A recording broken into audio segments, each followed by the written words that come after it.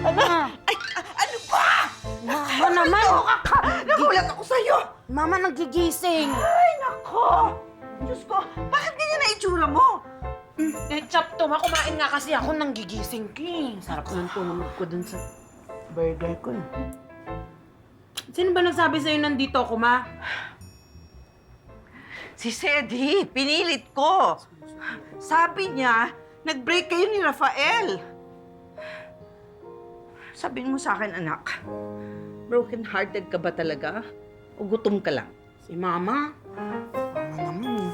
Diyos ko. Alam ko. Hirap ang pinagdadaanan mo. Pero, ang mahalaga, natuto ka, nagmahal. Ayos na yun. Baka ganun nga talaga, ma. Baka hindi talaga ako destined magka-love life.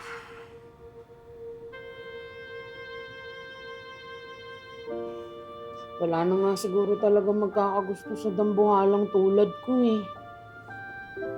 Ito naman. Alam mo, pwedeng magbago ka pa kung kailan mo gusto. At saka ang dapat naman talagang magbago yung mga lalaking ang tingin sa'yo katatawanan dahil lang sa laki mo. Mama, sobrang nga ang timbang mo, pero sobra naman ang laman ng puso mo. Tanga lang yung mga lalaking hindi nagkakagusto sa'yo. At saka isa pa, huwag kang matatakot na wala ng lalaking lumapit at nanligaw sa'yo. Bakit, ma?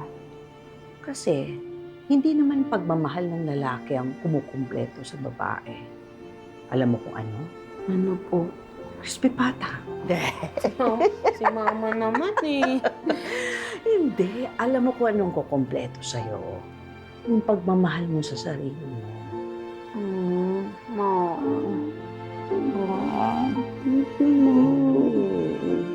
Hirap mo yakapin. Talaga. Dahil sa nangyari, nagsimula si Yulin na mas tanggapin at mahalin ang kanyang sarili. Gamit ang kaalaman niya sa social media, sinimulan niyang tuparin ang kanyang pangarap na mag-perform para makilala siya ng buong mundo.